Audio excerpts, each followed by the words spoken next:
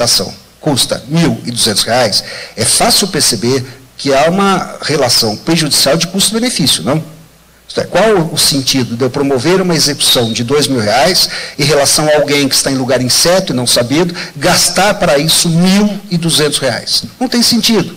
Então, no mínimo, se pensarmos sob o vista pragmático, no mínimo economizou-se o dinheiro da segunda citação. Eu já gastei dinheiro com a primeira e a única acabou, no mínimo. Mas não é só isso não. Pense uma coisa. Vocês todos sabem, e se não sabem vão saber agora, o que se deve entender por sentença ilíquida, que alguns chamam de sentença genérica ou indeterminada. O que significa isso? O juiz condena alguém a pagar aquilo que for apurado depois. Isto é, ele não condena a pagar X reais. Em alguns casos, é perfeitamente possível que não haja elementos imediatamente para a fixação do valor. Então, o juiz condena a pagar e, em seguida, haverá a chamada liquidação. Liquidação por artigos, liquidação por arbitramento. Como é que funcionava até dia 21 de junho? Olhem bem. Processo de conhecimento. O juiz julgava a ação procedente, condenava o réu a pagar aquilo que fosse apurado posteriormente. O réu apelava, ia para o tribunal, 1 ano, 2 anos, transitava em julgado, então tem que pagar. Aí o que acontecia? O credor promovia uma segunda ação chamada ação de liquidação. Nascia um segundo processo. Citação, etc, etc, sentença de liquidação. Apelação ia para o tribunal. Uma vez que nós tivéssemos a sentença liquidada, o primeiro processo foi para fixar a condenação, o segundo para apurar o valor, aí esperava-se que o devedor pagasse. Não pagava, entrava com a ação de execução, terceiro processo. E assim que garantido o juízo pela penhora na execução, o executado embargava, quarto processo. Portanto, para se atingir ao final o objetivo do autor, do credor, que era o dinheiro, se é que esse objetivo era atingido, eventualmente 4 processos. Era uma loucura. Hoje, insisto, nós temos um processo. Alguém diz assim, e como é que ficaram os embargos da execução? Resposta, não há mais, não na execução fundada em título judicial. Não há mais embargos da execução. Não há mais processo de embargos da execução. Fez a penhora? Fez. Não há mais que embargar. Basta entrar com um incidente processual, não é um novo processo, é um incidente chamado impugnação. Impugna. O devedor impugna. O juiz, antes disso, o juiz condenou o réu a pagar uma quantia ilíquida. Sim. Até dia 21 de junho, o que tinha que fazer? Tem que entrar com ação de liquidação, processo, citação. Hoje não mais. A sentença é ilíquida? Sim. Incidente de liquidação. Portanto, aquilo, insisto, me permito a redundância, que no passado podia ser representado por 4 processos, hoje é um processo e, na pior das hipóteses, 2 incidentes. Incidente de liquidação, incidente de impugnação. E esses incidentes, porque não são processos autônomos, são decididos por meio de um ato judicial, que vocês todos conhecem, que não é sentença, é decisão interlocutória. O recurso cabível, portanto, não é de apelação, é recurso de agravo na forma de instrumento. Portanto, houve, evidentemente, ganho em termos de agilidade do processo. Isso tudo em atenção a uma garantia nova, estabelecida pela Constituição, nova em termos constitucionais, que é a chamada garantia da duração razoável do processo, que alguns vêm chamando de garantia da brevidade, é o artigo 5º, inciso 78 da Constituição Federal. Agora veja uma coisa. Tudo isso, sob o ponto de vista teórico, e sob o ponto de vista da explicação que eu estou passando aos colegas, tudo isso é muito interessante, tudo isso é muito bonito, não é? O problema, no fundo, não é este. O problema é saber se na prática vai funcionar. O problema é saber se essa nova metodologia vai efetivamente trazer os resultados almejados. Por quê? Porque o país em que nós vivemos, sob o ponto de vista de obtenção de resultados, não só resultados junto ao judiciário, resultados em geral, é um país extremamente injusto, como nós sabemos. Para vocês terem uma ideia, e me permito aqui ilustrar, há alguns anos atrás, eu conto sempre essa história quando posso, alguns anos atrás, uma senhora italiana, ela promoveu uma ação na Itália, e o processo civil italiano é tão demorado quanto o nosso, não é? Porque, além de tudo, lá eles gesticulam. Não é?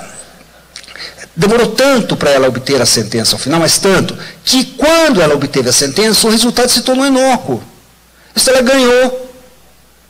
Toda a expectativa e a esperança que ela nutria em relação ao resultado foi frustrada, porque ela ganhou, mas dessa altura não adiantava mais. É a mesma coisa que você impetrar mandado de segurança por exemplo, para poder se inscrever no concurso e conseguir uma liminar depois que o concurso acabou.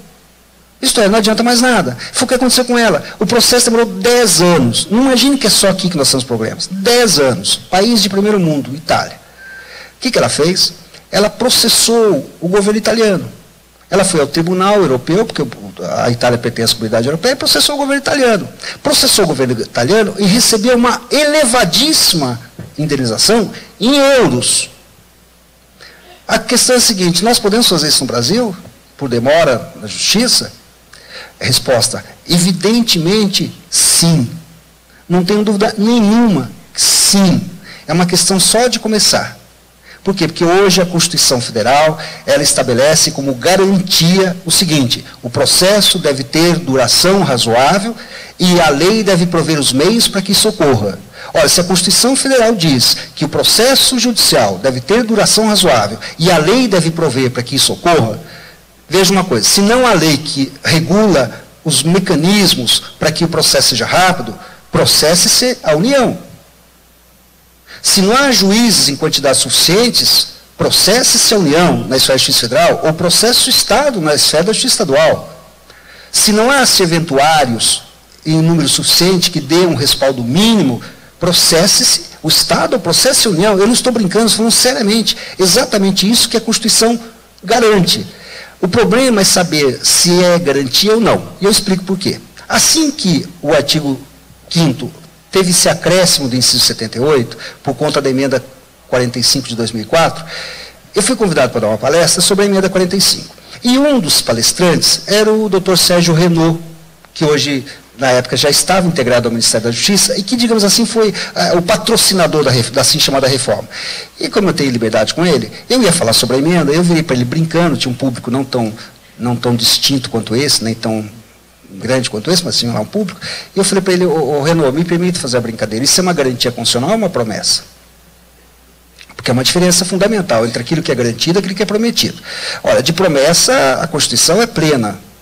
Nós precisamos ver se ela é plena também de garantias. E até na ocasião eu fiz uma brincadeira, que é uma brincadeira muito triste de se fazer. Eu disse o seguinte: não há Constituição, nunca houve no Brasil, nas tantas Constituições que nós tivemos, nunca houve uma Constituição que fosse tão, mas tão protetora dos idosos e das crianças. Não há nenhuma Constituição brasileira que tenha tido a preocupação em proteger os idosos e crianças, e graças a Deus, vocês são minhas testemunhas, desde o dia 5 de outubro de 88, dia em que a Constituição entra em vigor, nós não vemos mais crianças mendigando, nem idosos passando necessidades, porque a Constituição diz que isso não pode acontecer. Vejam que há um fosso profundo entre a nossa realidade formal e a nossa realidade efetiva, aquilo que o professor Justino falava, questão de princípio.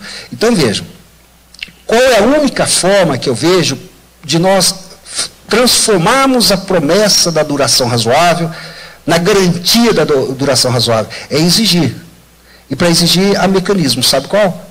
Processe, promovação. Olha que interessante, se o judiciário, por qualquer razão, demora para resolver, então você processe o Estado valendo-se, para tanto, do judiciário. É interessante isso se chama democracia. No momento em que as pessoas se conscientizarem de que elas podem, efetivamente, naquelas situações, evidentemente, em que a demora seja injustificável, porque a demora, hoje em dia, é mais que justificável.